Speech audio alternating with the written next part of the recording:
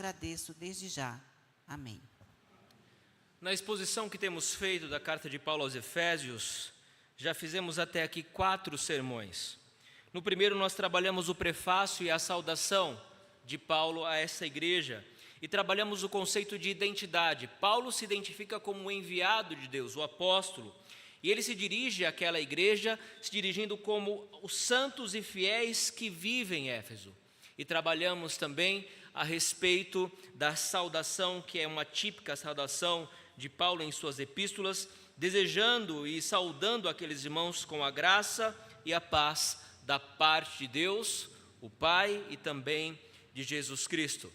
No segundo sermão nós vimos a obra da Trindade, como Deus operou de maneira extraordinária. O Pai elegendo de antemão, nos escolhendo antes da fundação do mundo, Cristo, o Filho, vindo na plenitude dos tempos e consumando a obra da redenção, por meio da sua morte na cruz, e o Espírito Santo sendo aquela garantia, o selo, o penhor, de que a nossa salvação está garantida. E Ele então é o penhor da nossa herança, até o resgate da sua propriedade. No terceiro sermão nós vemos a oração de Paulo em favor dos crentes ali da cidade de Éfeso.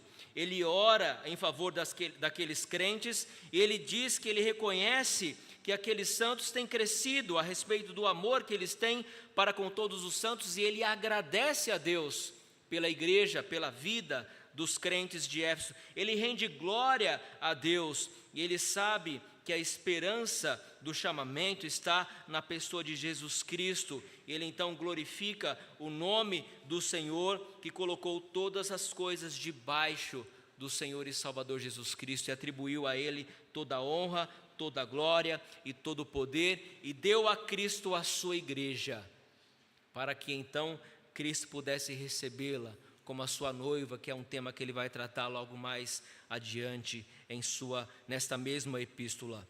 E no quarto sermão, nós vimos a obra da salvação se efetivando de fato na vida do crente da igreja de Éfeso. Paulo ele volta para o passado e mostra a nossa condição, dizendo que Ele nos deu vida quando nós estávamos mortos, e mortos em nossos delitos e pecados. Mas Deus, Ele demonstra a sua riqueza e a sua misericórdia, isso por conta do seu grande amor com que nos amou, perdoando assim e nos vivificando juntamente com Cristo, e de fato afirmando e tendo como uma premissa, que é a sua tese principal aqui neste capítulo 2, a salvação não por obras, mas somente pela graça, por meio da fé na pessoa de Cristo Jesus. Ele vai enfatizar isso em vários momentos, que a salvação é somente pela graça. Pela graça sois salvos, pela graça sois salvos. E ele termina mostrando que o propósito dessa salvação, que é pela graça, porque ele vai mostrar que até o dom que recebemos para crer, para responder a Deus, também é um presente que Deus nos dá. Isso está lá no versículo 8, porque pela graça sois salvos mediante a fé, isso não vem de vós, é um dom de Deus, não de obras, para que ninguém se glorie, pois somos feitura dele, criado em Cristo Jesus para as boas obras. Então o propósito da nossa salvação, ou um dos propósitos para o qual Deus nos salvou, é para que andemos na prática das boas obras, ou seja, dando bom testemunho como servos de Cristo, a qual Ele mesmo preparou de antemão para que andássemos nela. Agora, um tema que também é muito importante, que Paulo vai trabalhar a partir de então, na sua epístola e em outras epístolas, diz respeito à unidade da igreja. A unidade, a comunhão da igreja. Jeffrey Johnson, na sua obra A Igreja, Sua Natureza, Autoridade, Propósito e Culto, vai afirmar que as três marcas essenciais que definem uma igreja são unidade, pureza e verdade. Unidade, pureza e verdade. Essas são as 3 marcas que, segundo Jeffrey Johnson, na sua excelente obra que diz respeito à igreja, natureza, autoridade, propósito e culto, são unidade, pureza e verdade. Por isso que é um tema tão importante, né? E por isso que Paulo vai trabalhar na maioria das suas epístolas a respeito deste tema que é a unidade. E ele afirma ainda, em outra parte do livro, que a comunhão unificada de Deus, uma vez que o próprio Deus, que a igreja, ele diz que a igreja é a comunhão unificada de Deus, uma vez que o próprio Jesus afirmou que edificaria a sua igreja. Entendemos, portanto, que a igreja pertence ao Senhor Jesus. A igreja não é nossa. A igreja não tem um dono humano. A igreja não é do pastor Tiago. A igreja do Jardim Marilene não pertence ao pastor Tiago. A igreja do Jardim Marilene, como tantas outras igrejas visíveis, pertence a Cristo, que morreu por seu rebanho. Como nós cantamos, o preço da nossa salvação foi preço de quê? De sangue. Foi o meu sangue? Não, eu não morri por ninguém. Quem morreu por vocês? Então, a quem pertence a sua igreja? A Cristo. A Cristo. Então, Cristo disse que edificaria a sua igreja. Portanto, a igreja pertence ao Senhor. E se a igreja pertence ao Senhor, os crentes estão unidos a Cristo. E se estão unidos a Cristo, os crentes agora têm comunhão com Ele. E as palavras de Jeffrey Johnson são: os crentes são unidos a Cristo pela fé, conforme Paulo fala na primeira parte do capítulo 2. Os crentes são unidos a Cristo pela fé. E depois, compelidos pelo Espírito, o Espírito Santo, e pela palavra, a se unirem a uma igreja local. Então, por que você está aqui nessa noite? Primeiro, porque a graça de Cristo te alcançou em determinado momento da sua vida, e você creu em Cristo por meio da fé. E o Espírito Santo, por meio da sua palavra, compeliu você a se unir à sua igreja, a igreja local, a igreja visível. Por isso que não dá para ser crente sozinho, porque Deus nos chamou para fazer parte de um povo, de um ajuntamento. É por isso que nós não entendemos e não podemos aceitar esse conceito de desigrejados. Eu posso ser igreja em casa. Não, não pode. Você não pode pertencer ao corpo de Cristo no céu, na glória, se você não fizer parte de uma igreja, se você não tiver comunhão com uma igreja local. Porque Cristo nos chamou para congregarmos, para fazermos parte de um povo. Por isso, igreja é lugar de comunhão. Comunhão com Deus e comunhão com os eleitos de Deus. Eleitos antes da fundação do mundo, remidos e comprados com o preço, como nós cantamos, o precioso sangue de Cristo Jesus. Entendendo, irmãos, essa natureza, o propósito da igreja, nós precisamos nos perguntar: como devemos viver uma vez que fomos alcançados pela graça e pelo poder do Senhor Jesus? Quais os efeitos que o Evangelho deve produzir na comunhão e na unidade do corpo de Cristo, enquanto pessoa, enquanto membro deste corpo? E a pergunta é muito pessoal, Como esse efeito do Evangelho deve estimular a minha comunhão com o corpo de Cristo? Essa é a pergunta. Jeffrey Johnson, ainda esse autor, ele afirma que é muito fácil semear contendas e discórdias na igreja, e que isso é um grande pecado e prejudica a unidade da igreja, sendo, portanto, a falta do crescimento e do exercício em amor o principal motivo para isso. Por isso que um dos propósitos ou das evidências que Paulo coloca como a principal e a primeira delas do fruto do Espírito, conforme nós vemos, qual que é? O fruto do Espírito é depois vem os outros. Porque a falta de amor é o principal motivo que prejudica a unidade, o crescimento, a comunhão da igreja. Nós precisamos lembrar que essa carta, quando Paulo escreveu essa carta, ele estava preso. Ele estava preso em Roma. Ele ficou preso em Roma de 60 a 62 depois de Cristo, e juntamente com essa carta, ele escreveu também a carta aos Colossenses, que é muito parecida, tem muita similaridade com a carta aos Efésios, e escreveu também a carta aos Filipenses e a carta a Filemon.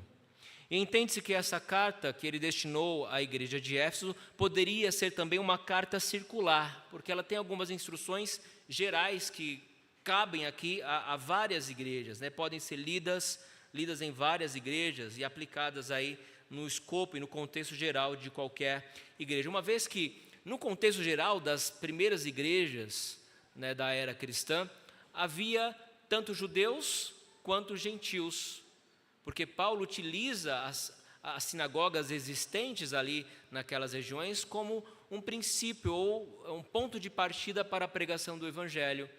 Muitas vezes essa era a estratégia de Paulo, utilizar as sinagogas para propagar o Evangelho, e a partir daí surgiu igrejas. Então, tecnicamente, judeus se convertiam, mas também muitos gentios. Então, a maioria das igrejas, principalmente na região da Ásia, era composta por judeus e também por gentios.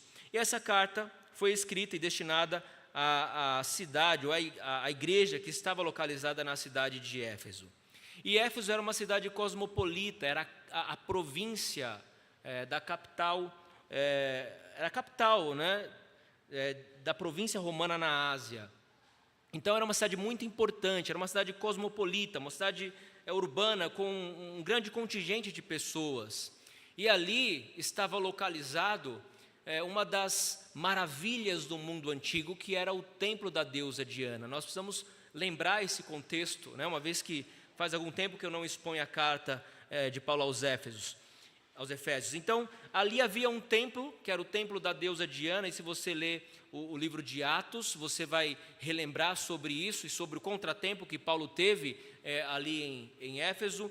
E era uma sociedade muito pagã, né? Havia um paganismo instalado ali, cultos, cerimônias religiosas ligadas àquele culto à deusa, com prostituição, né? Com prostitutas cultuais. Então o paganismo, a idolatria, feitiçarias, e quando Paulo começa a pregar, muitos abandonam essas práticas, queimam ali os seus livros, né, de feitiçarias para servir a Cristo por meio da pregação do Evangelho, né? E isso acontece no finalzinho da segunda viagem missionária de Paulo, por volta de 52 depois de Cristo, depois que ele leva de Corinto Priscila e Áquila, deixa eles lá pregando o Evangelho em Éfeso, e aí ele parte, né, por outras regiões da Galácia. Depois chega um reforço, esse reforço é um homem muito eloquente chamado Apolo, e Apolo une forças ali a Priscila e a Áquila,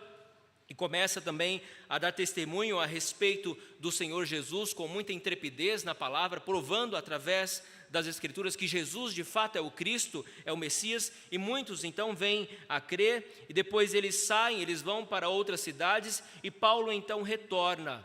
No capítulo 19 do livro de Atos, Paulo retorna para a cidade de Éfeso e encontra ali alguns discípulos. Ele batiza esses discípulos, impõe sobre eles as mãos, recebem então o Espírito Santo, e Paulo permanece entre eles por 2 anos, pregando o Evangelho, expondo o reino de Deus.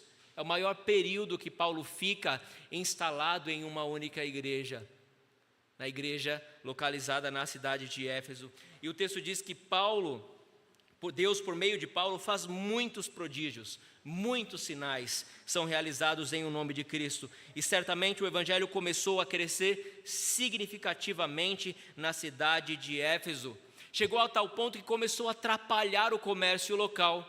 Havia um comércio muito intenso em torno da deusa Diana. Eles vendiam imagens da deusa Diana.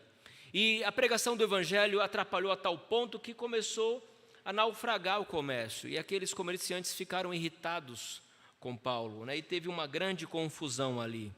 E um dos temas que Paulo vai abordar, logo depois da sua saída, uma década depois que ele sai, ele escreve, né? Ele recebe notícias dessa igreja, ele escreve então a essa igreja. Um dos temas abordados ali, nessa carta, diz respeito à unidade. A unidade entre 2 grupos distintos dessa igreja, gentios e judeus.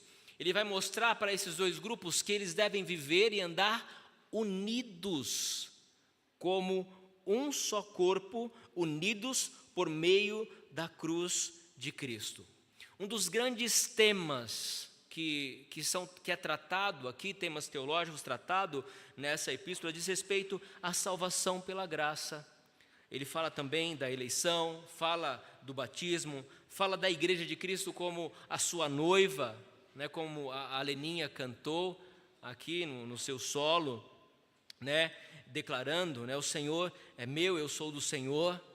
E o relacionamento da família cristã, você vai ver no final dessa carta como deve se portar uma família cristã. Qual é o papel do homem no lar, do marido? Qual é o papel da esposa?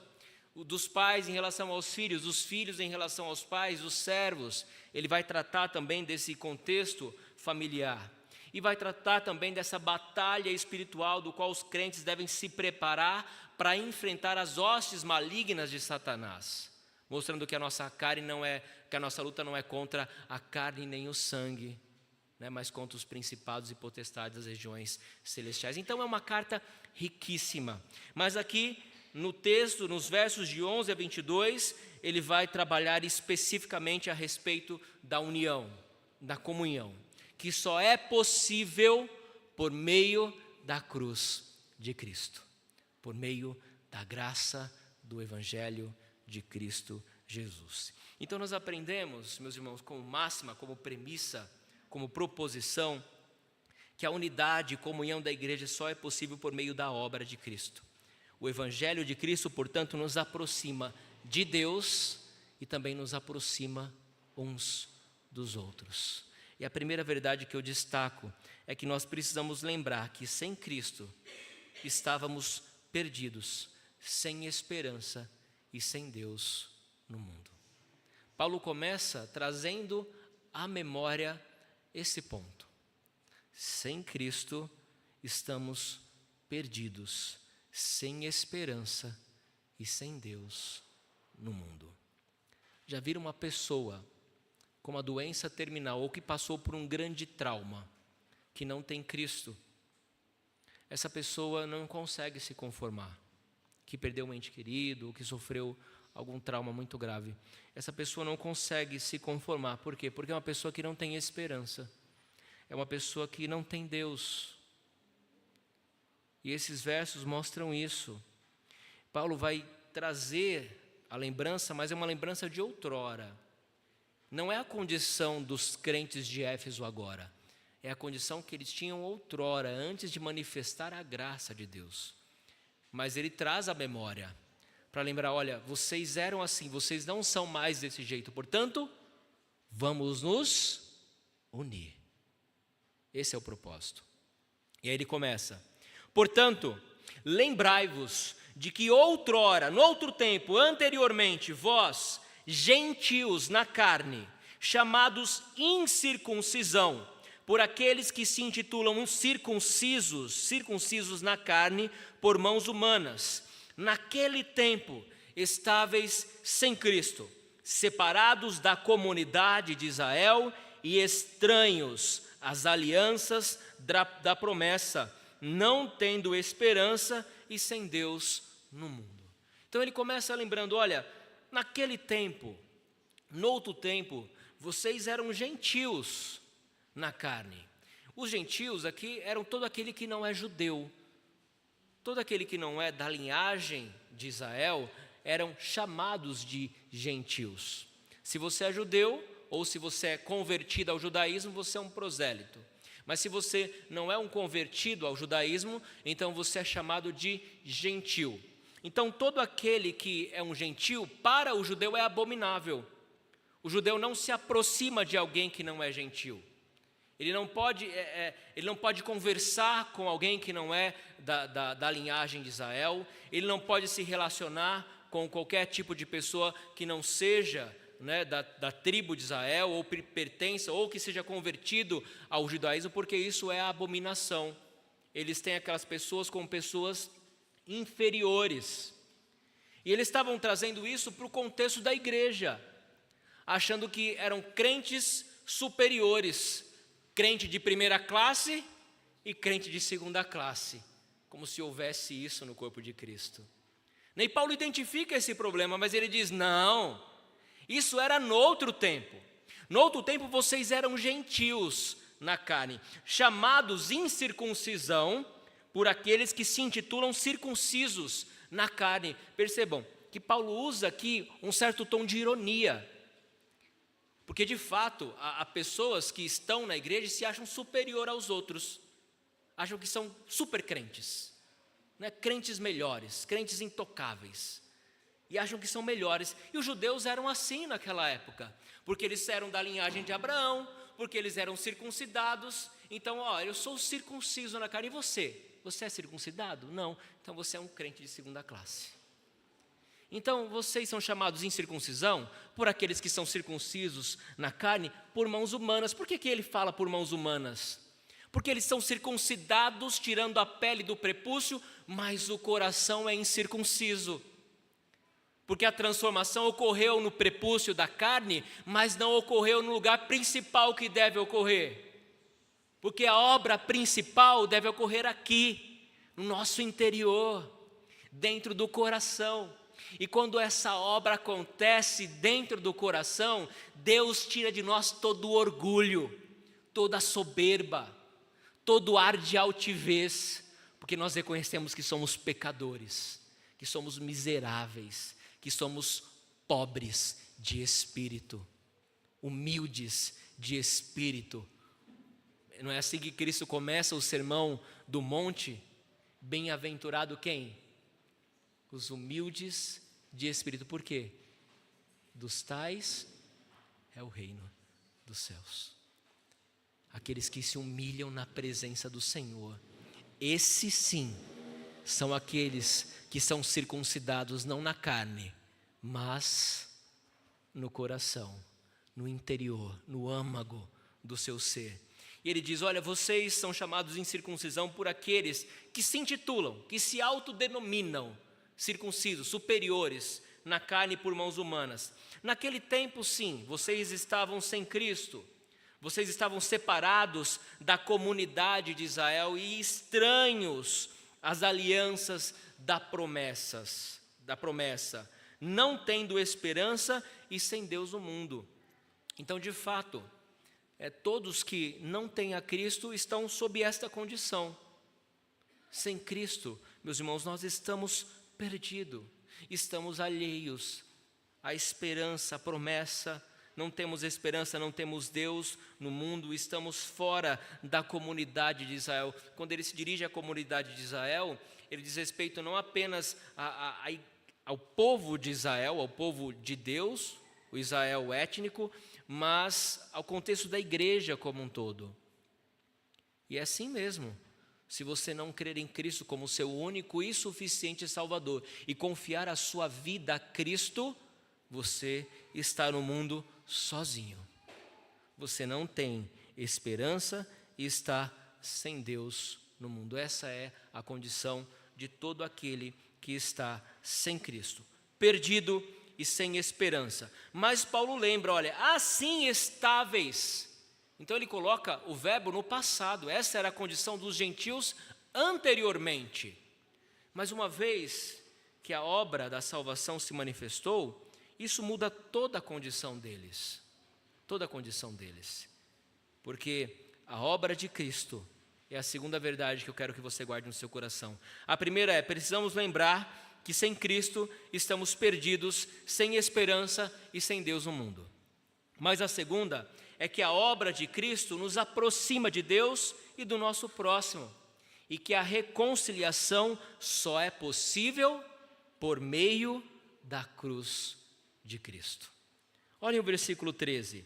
Mas agora, em Cristo Jesus, ele fala no passado, numa condição passada, e agora ele traz isso para o presente. Mas agora, a condição de vocês agora é essa: em Cristo Jesus, vós, que antes estáveis longe, fostes aproximados.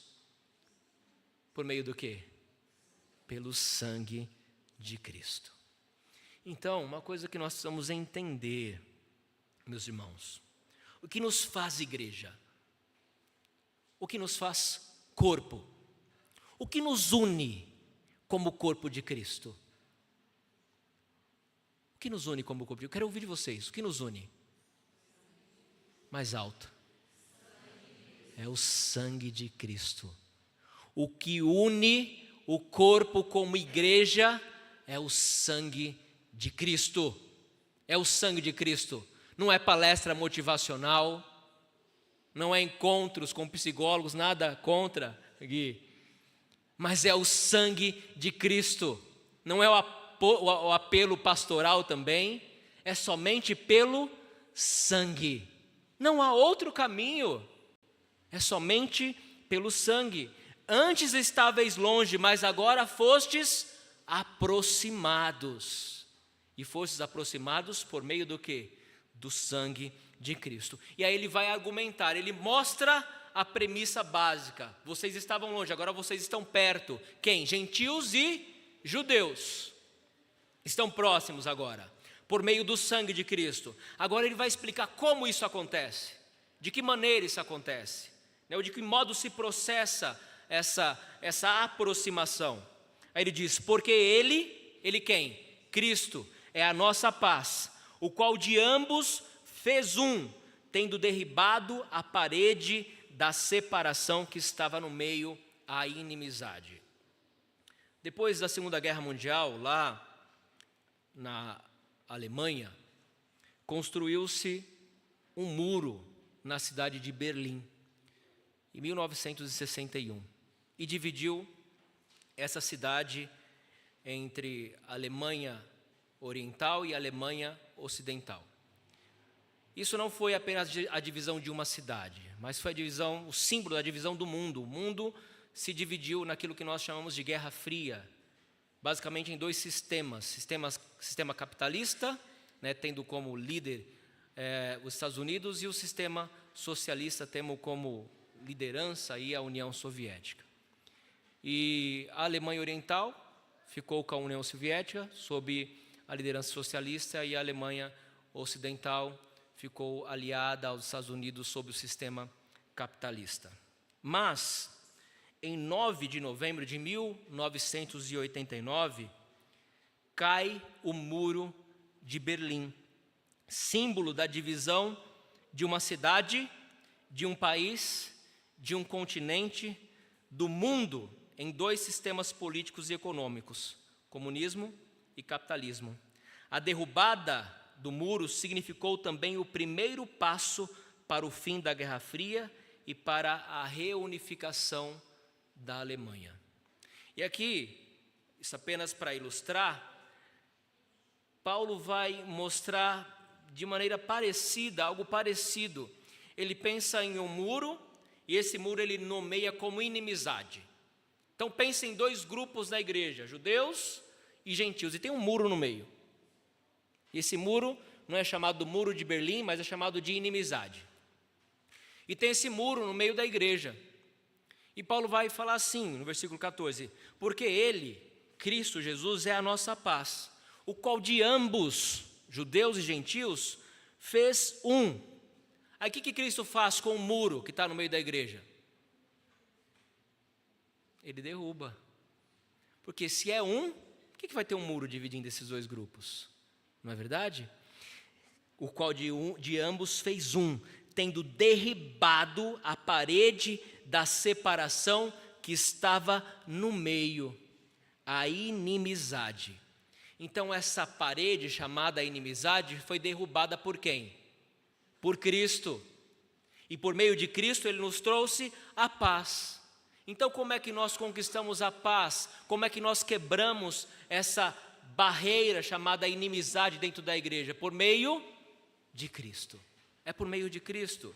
E Cristo, portanto, vai abolir na sua carne a lei dos mandamentos na forma de ordenanças, para que desses dois grupos que se rivalizavam na igreja, criasse em si mesmo um novo homem fazendo a paz. Aboliu na sua carne. Consegue entender isso? Jesus Cristo aboliu na sua carne. Ele está se referindo à sua obra na cruz. Por isso que o título do sermão é A Unidade por Meio da Cruz. Ele aboliu essa inimizade por meio da sua carne, quando ele foi pregado numa cruz.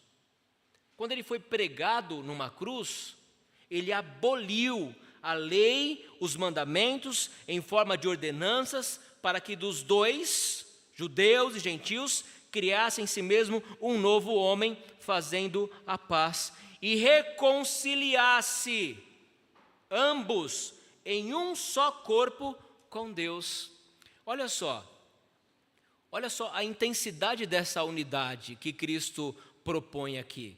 Essa obra de Cristo, esse ato de quebrar o muro da inimizade e esse ato de entregar a sua carne para sofrer as agruras da crucificação, a sua morte de cruz, produziu a reconciliação.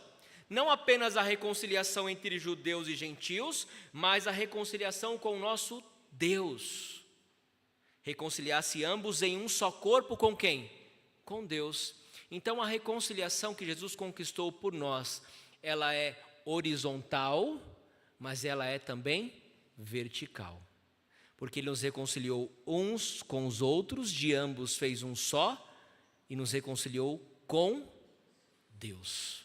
Com Deus. Conseguem perceber a profundidade da obra de Cristo? Por meio do quê? E aí ele é muito claro: reconciliar-se ambos em um só corpo com Deus por meio da cruz. E quando ele faz isso, ele destrói por ele a inimizade. Então não foi com os instrumentos, né, Gil? Aquela furadeira poderosa que a gente tem, que foi destruído esse muro, né? Mas foi com a obra de Cristo. Foi com o sacrifício de Cristo na cruz. Por isso, meus irmãos, que a comunhão e a unidade da igreja é tão preciosa. Por isso que a unidade e a comunhão da igreja deve ser preservada a todo custo. E devemos nos esforçar por isso. Porque ela custou o precioso sangue de Cristo, para que Ele reconciliasse ambos em um só corpo, por intermédio da cruz, destruindo assim esse muro chamado inimizade. E vindo, evangelizou paz a vós outros, se referindo aos gentios que estáveis longe, mas paz também aos que estavam perto. Porque os judeus, achando que por serem herdeiros, filhos de Abraão, estarem debaixo da lei, serem circuncidados, observar os ritos, as cerimônias religiosas, iam alcançar por seus méritos a salvação. Esse é um grande problema tratado na carta de Paulo aos Gálatas, através das obras, mas o tempo todo não de obras para que ninguém se glorie, mas somente pela graça, Paulo está dizendo. Por isso, tanto uns que estavam longe, quanto outros que estavam perto, foram reconciliados da mesma forma, por meio do sacrifício vicário, substitutivo de Cristo na cruz. Porque por Ele, ambos temos acesso ao Pai em um Espírito. Ambos, judeus e gentios, temos acesso ao Pai em um Espírito. Então a porta que leva os judeus a Deus, aos céus, é Cristo. E a porta que leva os gentios aos céus, a Deus, também é Cristo. A porta que leva o pastor Tiago ao céu é Cristo. A porta que leva o Gilmar, o Guilherme, a Elaine, o Ricardo e todos os outros é Cristo. Ele é o único caminho, a verdade e a vida. E não há outro. E não há outro.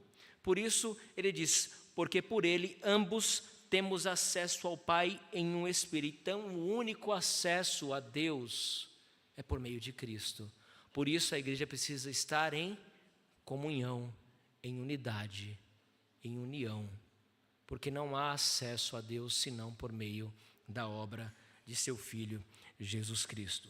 Então, nós destacamos em primeiro lugar que sem Cristo estamos perdidos, sem esperança e sem Deus no mundo. Em segundo lugar, que a obra de Cristo nos aproxima de Deus e do nosso próximo, e a reconciliação só é possível por meio da cruz de Cristo.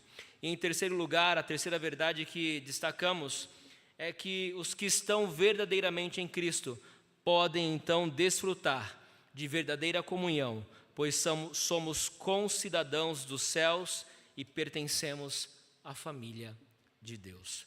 Olhem os versículos 19. Assim, ele diz a ambos, judeus e gentios: já não sois estrangeiros, não sois peregrinos, mas concidadãos dos santos e sois da família de Deus. Sabe o que significa? Parem de criar clãs na igreja, de criar grupinhos na igreja, de formar pototinhas na igreja. Parem com isso, parem com isso, porque todos vocês pertencem a uma mesma família, todos vocês são concidadãos dos santos, todos vocês sois da família de Deus. É isso, em outras palavras, que Paulo está dizendo. Olha, se Cristo aboliu a inimizade, se ele derrubou essa parede que dividia a igreja por meio da sua obra na cruz, não há razões para vivermos e andarmos divididos. Não somos mais estrangeiros, não somos mais peregrinos. Somos concidadãos dos santos e pertencemos à família de Deus. Essa família, nós precisamos entender isso. A igreja não é perfeita. A igreja na terra não é perfeita. Ela está sendo edificada. Gil, quando você começa uma obra, a construção de uma casa, você começa por onde? Fundação, não é? Você vai fazer o alicerce. Depois do alicerce, qual que é a próxima etapa, Gil? Coluna. Né? Você não vai construir uma parede se não tiver a coluna, né? Aí depois sim, Gil, qual é o próximo passo? Eu estou quase um pedreiro, hein, Gil? É o Gil que está me ensinando aí, ó. Você vai construindo aos poucos, isso é um processo. Irmãos, Deus está construindo a sua igreja, a igreja dele está em formação, entendam esse processo. Às vezes a massa que o ajudante faz, geralmente o ajudante do Gil sou eu, não dá certo, né? Fica mole demais ou dura demais. Ai, pastor, o Gil é muito carinhoso comigo, né? Pastor, não ficou bom não. Tem que pôr mais água aí, mais cimento. Então, é assim, a gente vai estruturando a massa até que o edifício seja construído. E nós precisamos entender que nós estamos em construção como igreja do Deus vivo. E Paulo vai mostrar isso. Nós fomos edificados, o fundamento já foi colocado. Que fundamento é esse? Fundamento dos apóstolos e profetas. As profecias que se cumpriram em Cristo, que foram declaradas pelos apóstolos, está nas Escrituras Sagradas. Os evangelhos testificam isso, o livro de Atos testificam isso, sendo ele mesmo, Cristo Jesus, a pedra angular, a pedra principal. Cristo é a pedra principal, sobre o qual o edifício está sendo construído, né, sob o fundamento dos apóstolos. Então o fundamento já foi colocado, o alicerce está posto, agora cada um de nós somos um tijolinho dessa construção, desse edifício, no qual todo edifício bem ajustado, né? Vai ajustando o edifício, ele vai crescendo para santuário dedicado ao Senhor. Então quando a massa não estiver tão boa, quando o tijolo estiver meio torto, Deus vai pegar, vai forjar aquele tijolo com um barro novo, vai colocar no forno e vai nos aperfeiçoando, vai nos moldando para que o encaixe na hora de colocá-la na parede seja perfeito. Então nós precisamos entender, meus irmãos, que nós estamos sendo aperfeiçoados. Não espere perfeição na igreja visível de Cristo. Não esperem perfeição. Somos falhos, pecadores. Somos pecadores, mas estamos em construção. O arquiteto, o construtor, o mestre de obra é Jesus Cristo. Estamos sendo moldados por Ele. Ele está trabalhando o tempo todo. Nós estamos sendo edificados sobre o fundamento dos apóstolos, no qual todo edifício, bem ajustado, cresce. Mas ele está crescendo. O prédio está crescendo. O edifício está crescendo. Para santuário, dedicado a quem? Ao Senhor. Versículo 21. Dedicado ao Senhor. Nunca esqueçamos disso. A igreja é dedicada ao Senhor. E não estou falando de construção de parede, não, da reforma que nós temos que fazer. Estou falando de você. Estou falando do seu coração, da sua vida. Da sua vida como corpo, parte dessa igreja, ou parte da igreja invisível de Cristo. É sobre isso que eu estou falando.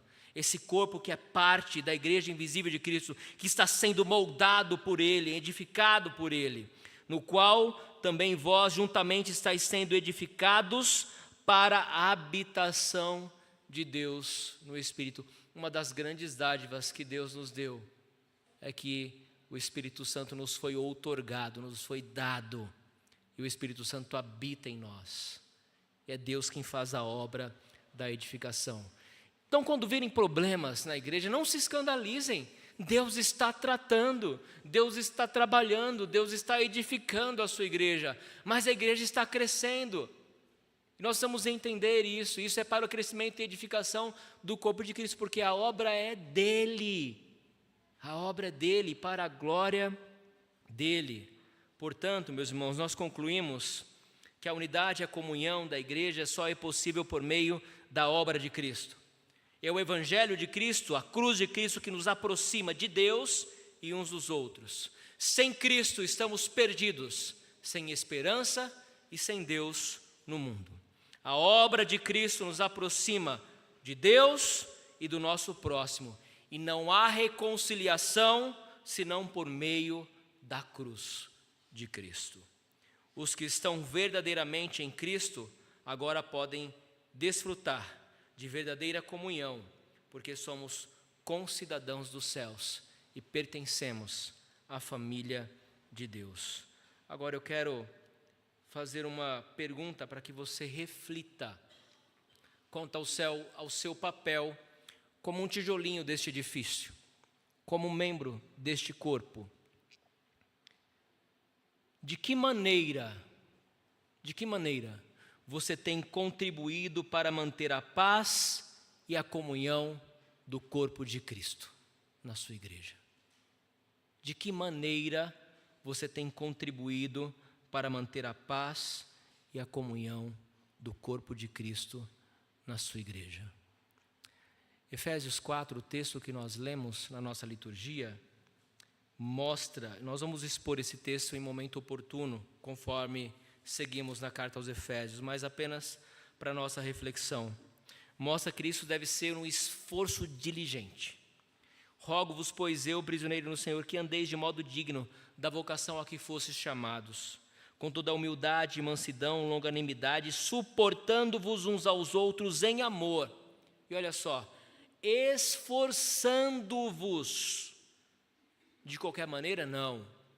Esforçando-vos diligentemente por preservar a unidade do Espírito no vínculo da paz. Então, se esforcem por preservar a unidade do Espírito, porque isso custou caro. Custou o precioso sangue de Cristo. E aí eu pergunto mais uma vez, de que maneira você tem contribuído para manter a paz e a unidade? Quais são os esforços que você tem feito para manter a unidade do Espírito no vínculo da paz? Que Deus nos use como promotores da paz no seio da sua igreja. Amém? Que Deus aplique a sua palavra bendita em nossos corações.